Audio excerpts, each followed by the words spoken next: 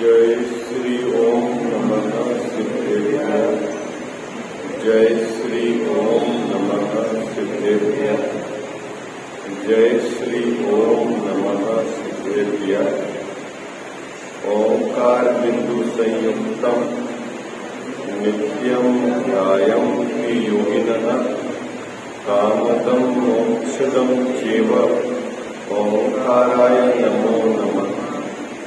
मंगलम भगवान वीरो मंगलम गौतमो गणी मंगलम कुंद कुंदार्यो जैन धर्मोस्तु मंगलम।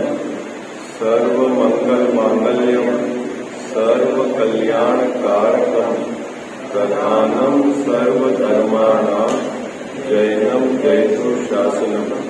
जैनम जयतु शासनम। जैनम जयतु शासनम।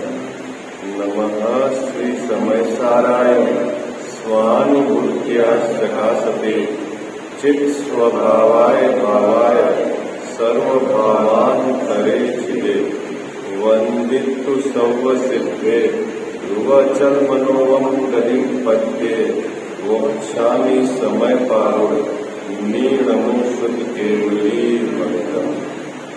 इस भव करुणा मूलहित जानहु नित्या आपो कर निर्मूल अब करिए मोक्ष करिए मोक्ष। जय बोलो देव शास्त्र गुरु की।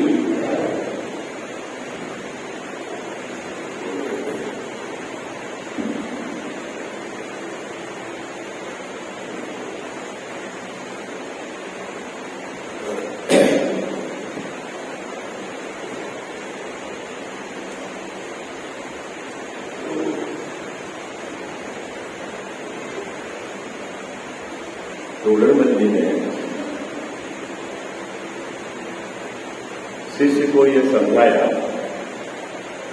कि जो सम्यक दृष्टि जीव जिनके बाहर में तप नहीं पाया जाता लेकिन उनकी श्रद्धा में तप करना है, तप योग्य है, तप भला है, ऐसा वर्तता है।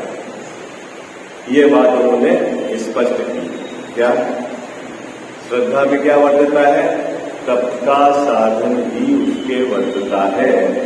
यह बात जब स्पष्ट की तो शिष्य ने आचार्य महाराज का हवाला दिया और कहा, आचार्य महाराज ने तो ग्रंथ में कहा है कि तुम वृथा क्लेश करो तो करो, ज्ञान के बिना सिद्धि नहीं।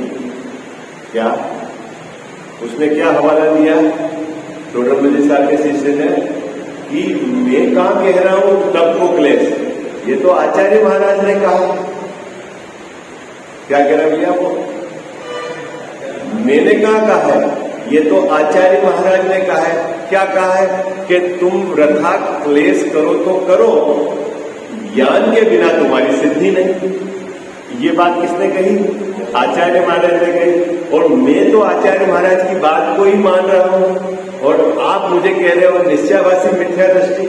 ये क्या बात है? तो तोड़रमल्ली साहब अब आचार्य महाराज की सही अपेक्षा बताएंगे और तूने जो ग्रहण करा है वो उनकी अपेक्षा के विपरीत भाव ग्रहण किया। क्या बात पकड़ना है? बोल तो तू भी रहा है तप वृथा क्लेश, लेकिन क्या हुआ है? आचार्य महाराज ने वहां जिस अपेक्षा से कहा था वह बात तू नहीं समझा और तूने अपनी कल्पना में कोई अर्थ घटाकर उस बात को पकड़ लिया है। उस बात का यहां निराकरण पेज नंबर 215 है ना। प्रश्न अपन ने कल पढ़ा ही था, पुनः एक बार पढ़ लेता हूं, क्रम में आप जुड़ जाएंगे और फिर अपन उसके उत्तर पर विचार करेंगे, है ना। शास्त्र में ऐसा कहा है कि तप आदि का क्लेश करता है तो करो। किसने कहा भैया ये?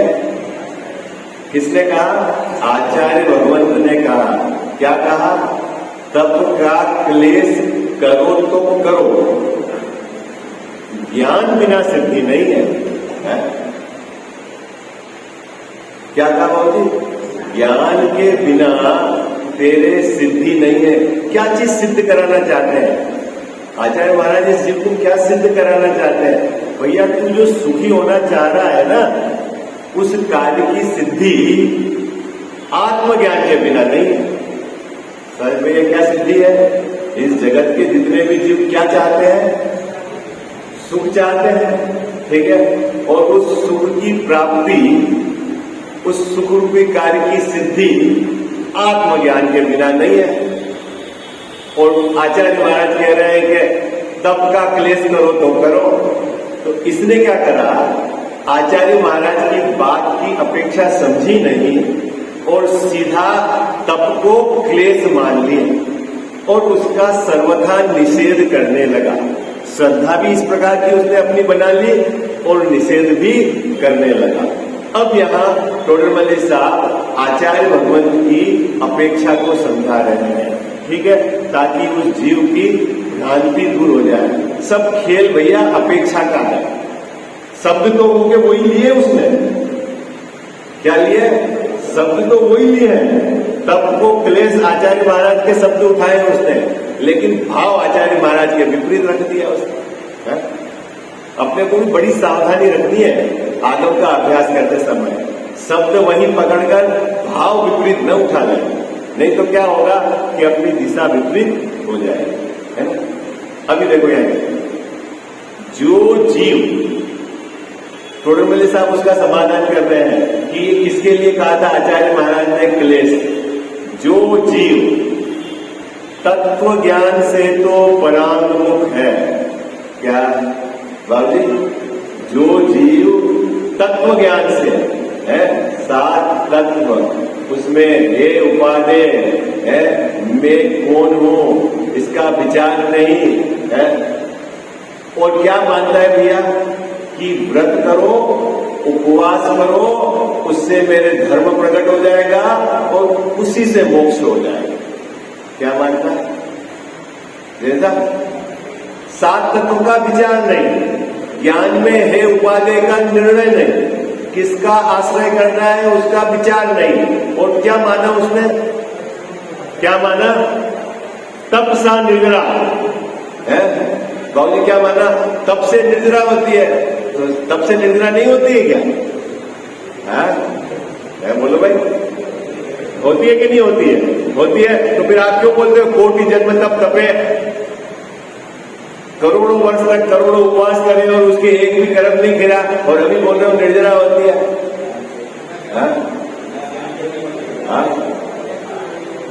क्या? तो आपको ये समझना पड़ेगा कि तप से निर्जरा वहां क्या अपेक्षा है और यहां क्या अपेक्षा है। आई बात समझ? निर्जरा किसको कहना ये समझना पड़ेगा आपको। निर्जरा के भेद समझने पड़ेंगे, सविपाक अविपाक समझना पड़ेगा, है? अब आप सोचो कि नहीं अपन तो समझे ही नहीं, अपने को क्या करना है, 2, 5, 10 उपवास ठोक दिए और धर्मात्मा हो जाएंगे अपन। इतना सरल नहीं है, जैसा क्या? तो ये बात किसके लिए कही? टोडरमल साहब ने कहा वहां आचार्य देव उस जीव को संबोधन कर रहे हैं, उस जीव को प्रेरणा दे रहे हैं। कौन सा जीव? जो तत्व ज्ञान से परांगमुख है, जो तत्व विचार नहीं करता, जो भेद विज्ञान नहीं करता, जो स्वपर का विचार नहीं करता और मात्र क्या मानता है कि तप से ही निर्जरा है और तप करने का ही उद्यम करता है। ठीक है, अब बंटवारा हो गया ना अब यहाँ पर। अब आप अपनी बात करो। यदि हमारी मान्यता में यह चल रहा है कि तप करने से धर्म होगा और उससे मेरे को सुख की प्राप्ति हो जाएगी, तो वो मान्यता भी हमारी विपरीत है। क्यों? कि मात्र तप करने से धर्म नहीं होगा, क्योंकि तत्व ज्ञान वो इंपॉर्टेंट है। आगे इसका स्पष्टीकरण करेंगे अगली पंक्ति में डॉक्टर मोदी साहब। क्या देखो क्या कहते हैं, जो जीव तत्व ज्ञान से तो परांगमुख है। परांगमुख का अर्थ समझ गए भाई साहब, मुंह उल्टा कर रखा है क्या, किससे? तत्व ज्ञान किसको कहना? सात तत्व का विचार करना, द्रव्य गुण पर्याय के आधार से विचार करना, आश्रयभूत क्या है वो विचार करना, प्रकट करने वाला क्या है वो विचार करना, कौन सा ज्ञेय है ये विचार करना है ना। ये इस चीज का विचार नहीं करता। कहो जी विचार करना इजी है कि भोजन छोड़ना इजी है, ये बताओ आप लोग, सरल कौन सा है? कहा अरे बोलो भाई, है? धर्म तो कठिन है, इसलिए अपन पहले भोजन छोड़ दो। है? सरल क्या है बाबूजी, ईमानदारी से बताओ। चक्कर क्या है मैं आपको बताऊं, ये विचार करने से क्यों भागता है। जैसे ये क्या है सही दिशा में विचार करेगा ना, तो इसके जो सब चल रहे कारनामे सब उल्टे दिखेंगे इसको अंदर क्या, और ये उसको उल्टा देखना नहीं चाहता। क्या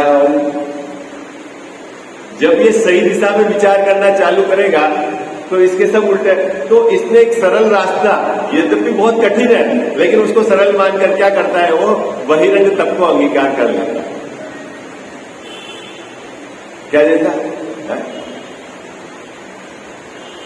देखो आपको बताता हूं कि वो है ना गांधी जी के 3 बंधन, आपने सुने थे ना? सुने कि नहीं सुना? कौन कौन से 3 बंधन? बुरा मत देखो, बुरा मत बोलो और बुरा मत सुनो, है ना। 3 बंधन वो लगा के रखते थे ना उनकी टेबल पर, ठीक है।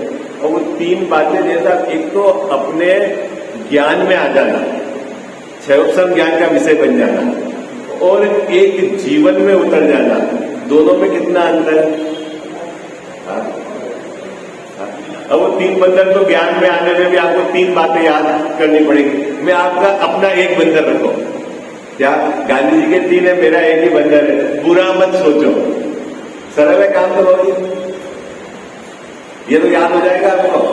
क्या हाँ सहज भैया, क्या एक याद पंक्ति याद करनी है, कितना सरल काम है। बुरा मत सोचो, सरल है ना बाबू जी काम? हाँ अरे बोलो भाई, वो 3 पंक्तियां याद करनी थी, या तो एक ही याद करनी है आपको, है। अब प्रश्न है बुरा क्या है? बोले अपनी प्रशंसा का भाव बुरा है, दूसरों की निंदा करने का भाव बुरा है, परिग्रह के जोड़ने का भाव बुरा है। लग तो ऐसा रहता जैसा कि भाषा में तो बहुत सरल है, लेकिन जीवन में इंप्लीमेंट करना हो तो है, और लाभ कब मिलेगा? सच में लाभ कब मिलेगा? अंदर में इंप्लीमेंट करने पे लाभ मिलेगा। तो मतलब बात क्या थी, मैं किसके लिए मैंने उदाहरण दिया आपको? चलो क्रम ही मेरा टूट गया। चलो वापस अपन विषय पे आते हैं। क्या? जो तप से परांगमुख है उन जीवों को, जो किससे?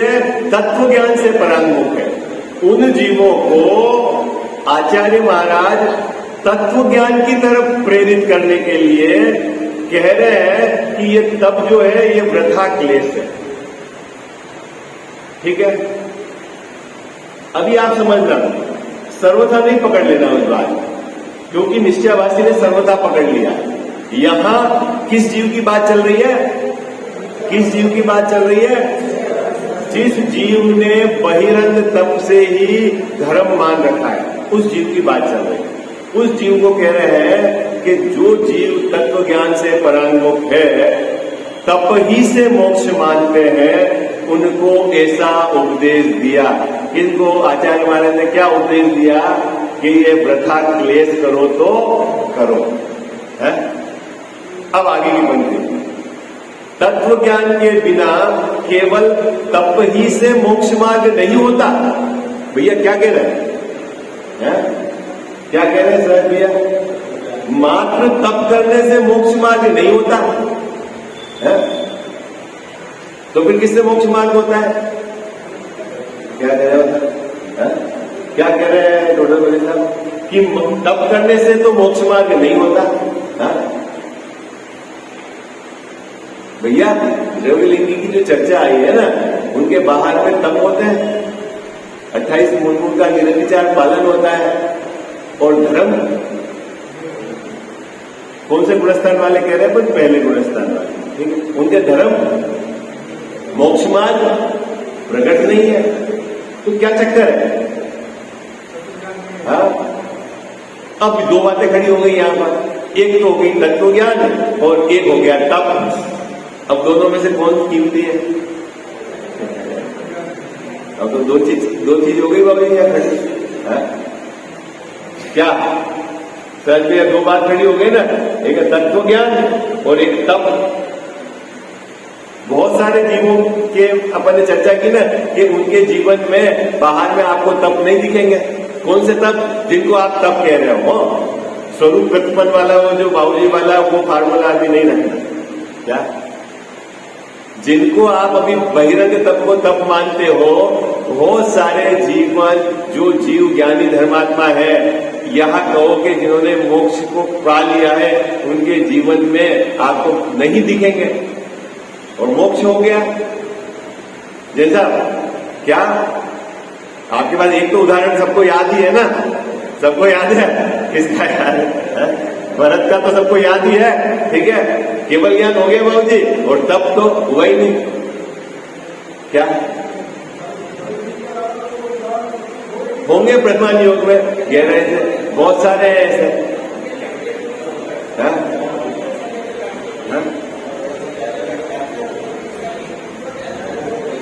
भरत जी का एक लड़का है, उसने भी दीक्षा ली और अंतर्मुहूर्त में केवल ज्ञान हो गया। एक उदाहरण तो और ये लो आप आटे जी ने दिया। अब आप पढ़ोगे प्रथमान योग तो आपको मिलेंगे उदाहरण। अच्छा, दूसरा एक बात है, आपको एक या दो उदाहरण भी मिलते हैं ना, तो आप सिद्धांत तो बिठा सकते हो, है ना? सिद्धांत तो बिठा सकते हो। क्या सिद्धांत है? कि मोक्ष मार्ग में या मोक्ष प्राप्त करने के लिए तप अनिवार्य नहीं है, लेकिन तत्व ज्ञान अनिवार्य है। क्या बात सिद्धांत समझ में आ गई आपको? क्या क्या क्या बात कर रहे हो सर? ये इस पंक्ति से अर्थ निकल रहा है, तत्व ज्ञान के बिना केवल तप ही से जो मोक्ष मार्ग नहीं होता।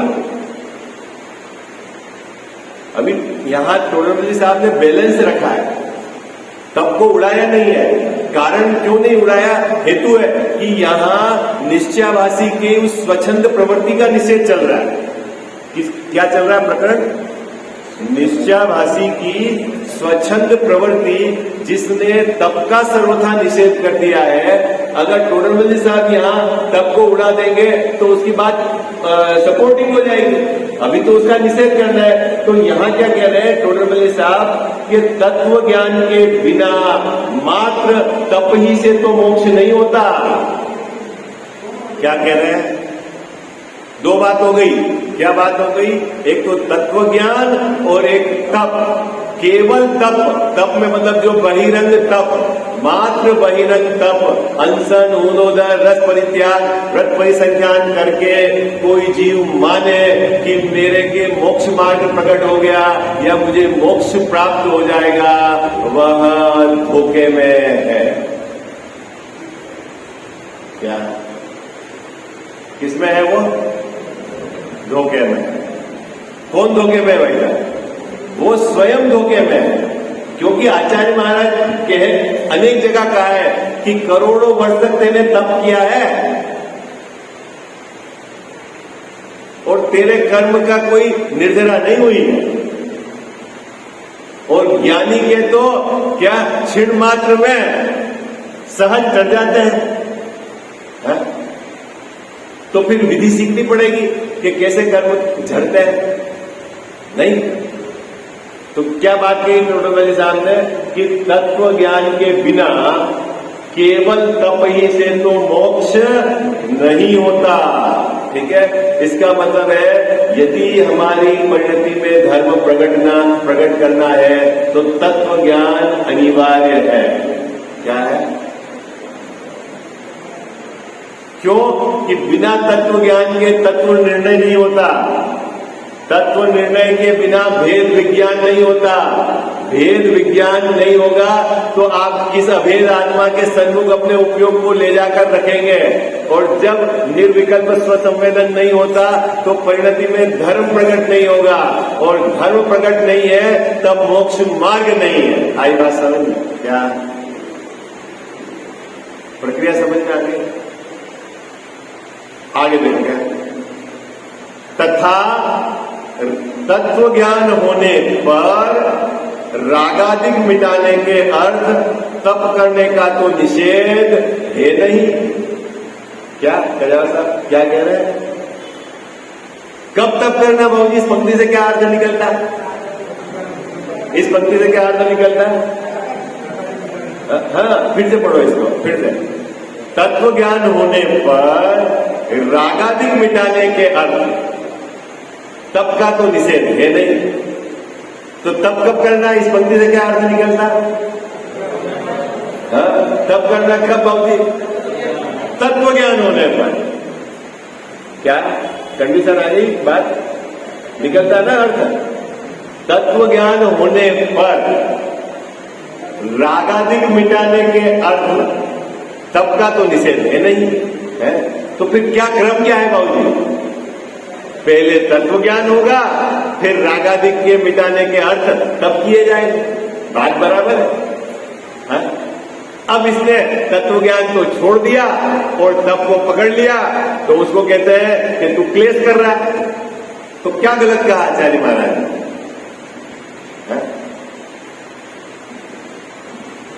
बोले साहब क्लेश तो नहीं है, आप एकदम ये शब्द तो मत लो। क्या क्लेश तो नहीं है? आप तप को भले बहिरंग तप है लेकिन बाबूजी क्लेश तो नहीं है। अब मेरी बात बताओ, आपने भोजन छोड़ा है 5 दिन 10 दिन और आत्मा में आपका उपयोग टिका नहीं है, आत्मा का आपको परिचय नहीं है, आत्मा से आपकी प्रीति नहीं है, आत्मा के संबंध में आपका विचार नहीं है, तो फिर आपका उपयोग जहां जा रहा है वहां क्लेश नहीं हो रहा, तो क्या हो रहा है ये बताओ। बात पकड़ना है?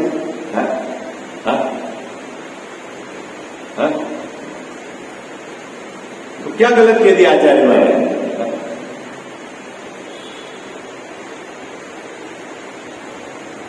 देखना आप लौकिक में, देखना आप प्रैक्टिकल। बाबू जी जिसने मान लो एक उपवास कर लिया हो, 2 उपवास कर दिया हो और कदाचित उपवास के बाद सुबह आपने कोई काम भगा दिया हो तो वो कैसा नाराज हो जाता है? नाराज होता है कि नहीं होता है? ये बताओ, बोलो भाई बोलो।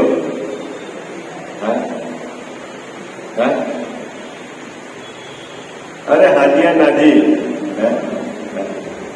जब ऐसा समझ लो घर में 2 बहुरानी है, एक का उपवास है। अब ऐसा होता है ना, सुबह भोजन में एक आटा गूंदने का काम लोग वो करती थी, वो दाल सब्जी बनाने का है। आज तो उपवास है और कल आटा गूंदने का काम यदि मान लो आपको करना पड़े तो क्या हो बाबूजी? अरे बोलो भाई, है? तो क्या फूटता है अंदर से? क्या फूटता है अंदर? है क्या वाला? तो क्यों? तो तूने उपवास काहे के लिए किया था?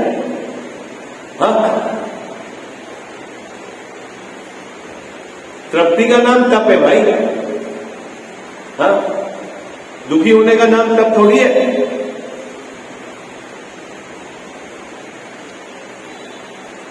समझता ही नहीं जीव को, इसलिए वहां आचार्य महाराज को ये शब्द लेने पड़े। भैया देखो, यहां अपन विचार कर रहे हैं अपने जीवन में गलतियां हो तो सुधार लेना। कोई भी बहिरंग आप तप करें पहले तो प्रयोजन नक्की होना चाहिए। आई बात समझ में? बिना प्रयोजन देखा देखी ठोका ठोकी मत करना। पूरी दुनिया में चल रहा है ऐसा काम नहीं चल रहा। क्या काय के लिए व्रत किया जाता है? बोलो, अपनी भूमिका में काय के लिए कर रहे हो भाई? बाबूजी आप व्रत बाहर से क्यों निवृत्ति लेते हो आप? सब जने करते हैं एक आसन, तो अपन भी करो, नहीं तो क्या कहने में आएगा है? अरे ये कुछ नहीं किया, बोलो। हाँ, कर लिया। बहिरंग निवृत्ति ली है आपने, उसका उद्देश्य क्या, प्रयोजन क्या? अरे स्वभाव की तो खबर नहीं है कहां लीन होए, अपनी बात कर रही है? तो फिर अभी जो अपनी भूमिका में लिया, तो भैया विचार करो, स्वाध्याय करो। आप एकासन करते हो तो उस समय क्या करो? फिर एक शाम को भोजन नहीं करना है आपको, तो आपके कितने समय बच गए रसोई में काम करने का, खाना खाने का और रसोई को समेटने का? 3 घंटा आपका बच गया, तो 3 घंटा तो स्वाध्याय चाहिए एक्स्ट्रा, तो आपका व्रत करना फायदेमंद है।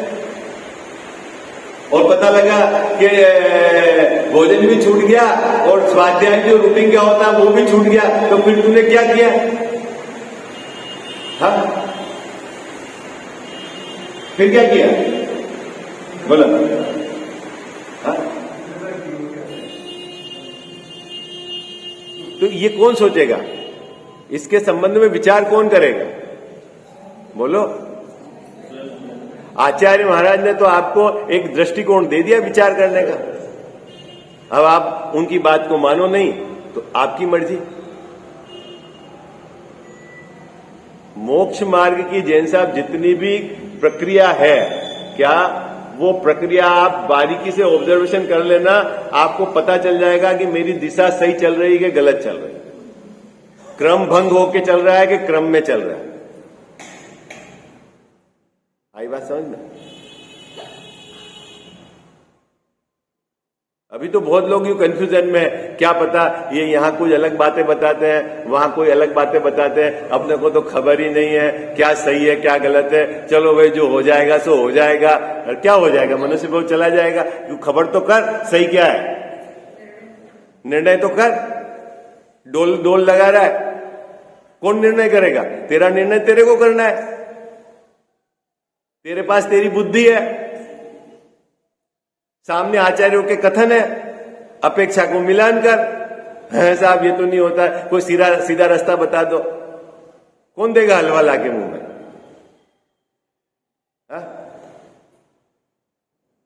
भैया क्या चीज सही है ये निर्णय तो स्वयं को करना पड़ेगा। कैसे मोक्ष मार्ग प्रकट होगा हमारी पर्याय में, ये निर्णय तो स्वयं को करना पड़ेगा। मेरी परिणति में धर्म कैसे प्रकट होगा, आचार्य भगवान ने क्या विधि बताई है, ये तो अपने को स्वयं को समझना पड़ेगा।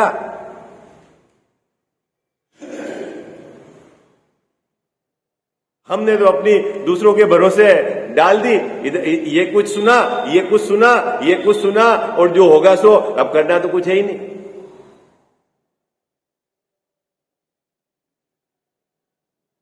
क्या कह रहे हैं यहां पे? क्रम बताया, तत्व ज्ञान होने पर।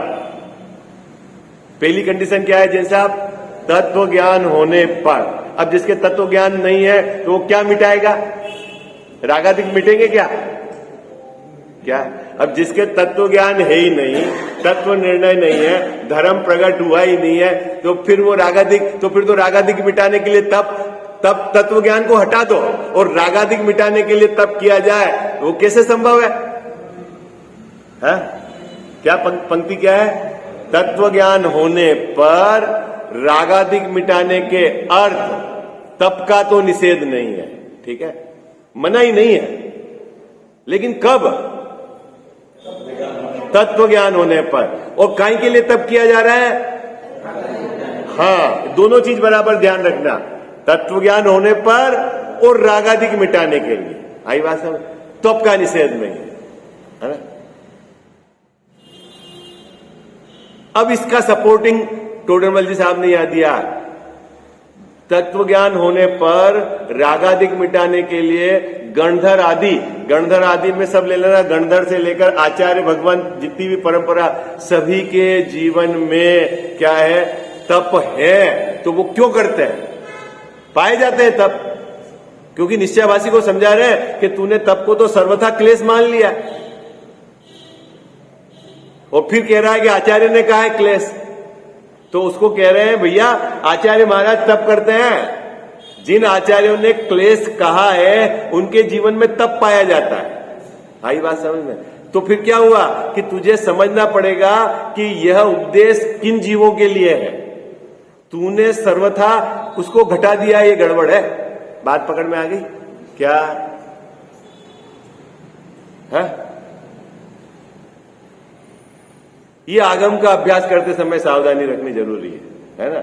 अपेक्षा बिल्कुल यदि आपने यथावत नहीं रखी तो गड़बड़ हो जाएगी। इसीलिए अपनी शक्ति अनुसार तप करना योग्य है। लो अभी क्या हुआ, शक्ति की बात क्यों डाल दी बाबूजी? है जब तप अच्छा है तो शक्ति से ज्यादा भी करे तो क्या दिक्कत है? फिर ये शक्ति की कंडीशन क्यों डाल दी? और नहीं करे ये बात भी नहीं लिखी है। आई बात समझ में? और ऊपर कंडीशन डाली है कि उद्देश्य क्लियर होना चाहिए तप करते समय, रागादिक मिटाने के लिए। अब आप देखना, आपके जीवन में भी पूर्व में आपने नाना प्रकार के तप को ग्रहण किया होगा, अनशन उन्नोदर तो सबने अपने जीवन में किया होगा। आप देखना, विजन क्लियर रखना कि उद्देश्य क्या था आपका। एक बार खुद आप अपना प्रश्न अपने से खड़ा करके पूछना, या अपने भाव को एनालिसिस करना कि उद्देश्य क्या था आपका। ठीक है, रागादिक मिटाने का उद्देश्य था तो फिर बाद में होने के बाद देखा कि नहीं देखा, रागादिक मिटे कि नहीं मिटे? अरे बोलो भाई, है? क्यों कह सर, मिटे कि नहीं मिटे? बाबूजी, एक साल आप व्यापार करते हो और मार्च में आप बैलेंस शीट बनाते हो और बैलेंस शीट में टर्नओवर है आपका 5 करोड़ का और लाभ हो रहा है आपका 0, तो फिर आप क्या कहोगे बच्चे से? अरे बोलो भाई, रोज तो ट्रक बंद माल आ रहा है तेरे पास, रोज तो ट्रक बंद माल बिक रहा है? 15-10 तो तेने आदमी रख रखे हैं डिस्पैच के, मार्केटिंग के और उगाई करने वाले, और कितने लोग चल रहे हैं, और आप क्या बोलोगे? तेरी बैलेंस शीट में लाभ क्या आ रहा है? 0। तो आप क्या कहोगे? भैया ऐसे तो तू छोटा काम कर ले। क्या बोलोगे? ऐसा व्यापार नहीं चाहिए है? होता है कि नहीं? और धर्म के क्षेत्र में, धर्म के क्षेत्र में भी आप एनालिसिस तो करोगे। व्यापार में तो कितना एलर्ट है बाबूजी, है भैया? आपने तो कम करो, आदमी कम करो, टर्नओवर बिल्कुल ऐसा जहां लाभ होगा धन माल बेचना नहीं बेचना, आपने वो क्या है? और व्रत को, उपवास को, रस परित्याग को,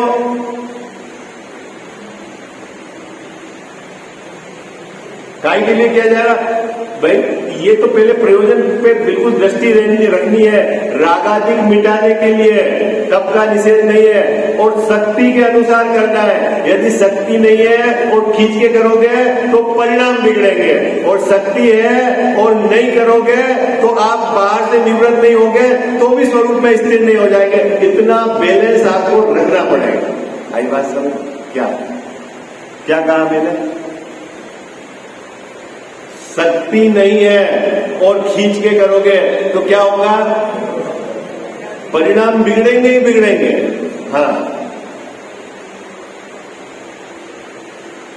और शक्ति है और फिर भी आप नहीं करोगे तो क्या होगे? परिणाम बाहर दौड़ेंगे। नहीं बाबूजी, देखो कैसे आप समझो। अभी आगे टोटोमल्ली साहब ने कहा, तभी मैं समझाऊंगा, बहुत सुंदर उन्होंने उदाहरण दिया है। वो क्या कहते हैं? तथा वह व्रतादिक को बंधन मानता है। कौन? निश्चयवासी मिथ्या दृष्टि। व्रत मतलब बंधन, नियम नहीं लेते आप, ये तो बंधन में पड़ने का काम। क्यों भाई नियम नहीं लेते? बहुत सारे जीव बोलते हैं साहब वैसे तो मैं रात्रि भोजन नहीं करता लेकिन नियम नहीं लेता है? क्या? क्यों बाबूजी नियम क्यों नहीं लेता? नहीं वैसे करता तो नहीं हूं मैं, लेकिन नियम नहीं लेता, है ना? क्या? तो ये यहाँ पर टोडरमल साहब ने बहुत मार्मिक बात इन 2 पैराग्राफ में कही है, वो अपन विचार करते हैं, वो पढ़ते हैं। तथा वह व्रताधिक को बंधन मानता है, सो स्वच्छंद व्रति तो अज्ञान अवस्था में ही थी, ज्ञान प्राप्त करने पर तो परिणति को रोकता ही है। क्या कह रहे हैं? इतनी सुंदर बात है, इतना सुंदर ये सेंटेंस लिखा है टोडरमल साहब ने। क्या? स्वच्छंद प्रवृत्ति।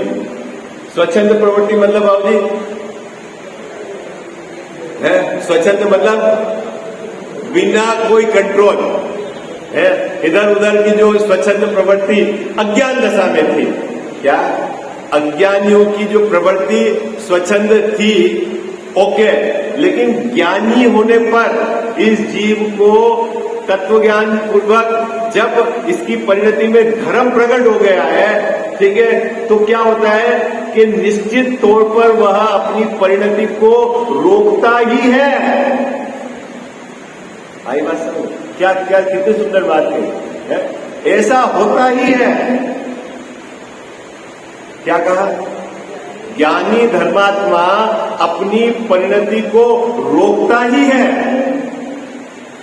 ना, बुद्धिपूर्वक वहां से हटता ही है। क्या कह जाओ सर? अभी प्रश्न है कि नहीं हटता है तो क्या है साहब, मेरी इच्छा तो नहीं थी लेकिन बेटा नहीं माना तो वो ले गया काश्मीर घुमाने के लिए। अच्छा, तो तेरी बिना इच्छा से बेटा ले गया क्या तुझे?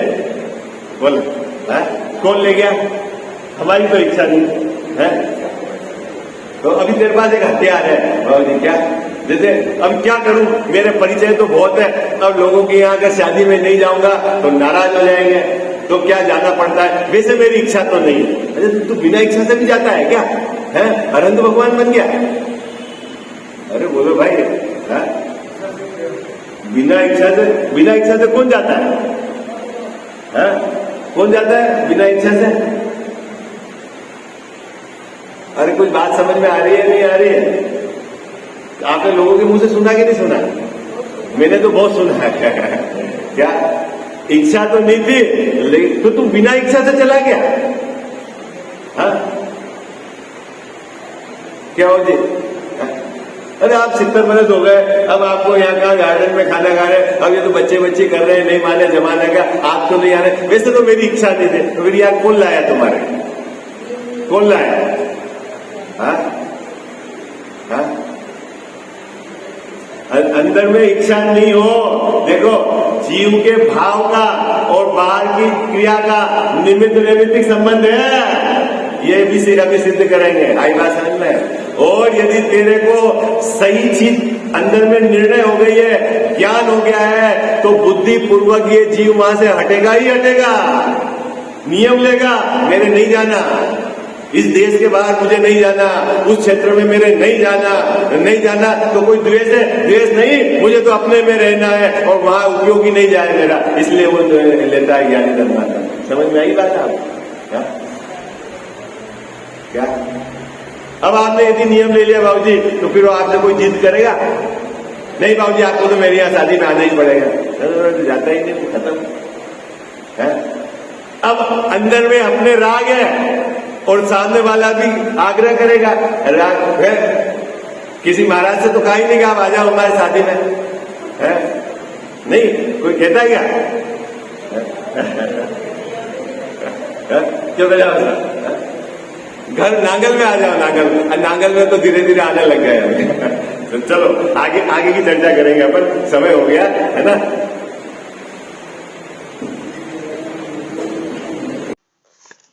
जिनवाणी जग मैया जन्म दुख मेट दो, जिनवाणी जग मैया जन्म दुख मेट दो, जन्म दुख मेट दो, मरण दुख मेट दो, जन्म दुख मेट दो, मरण दुख मेट दो, जिनवाणी जग मैया जन्म दुख मेट दो।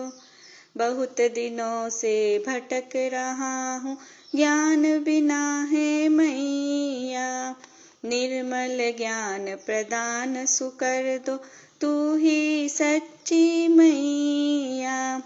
गुण स्थानों का अनुभव हमको हो जावे जग मैया। चढ़े उन्हीं पर क्रम से हम थे, होवे कर्म खिपैया। मेटो जामन मरण हमारा, इतनी वंती मैया।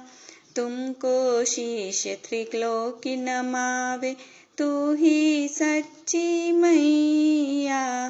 वस्तु एक अनेक रूप है, अनुभव सबका न्यारा। हर विवाद का हल हो सकता, साधवाद के द्वारा। जिनवाणी जग मैया, जन्म दुख मेट दो। जन्म दुख मेट दो, मरण दुख मेट दो।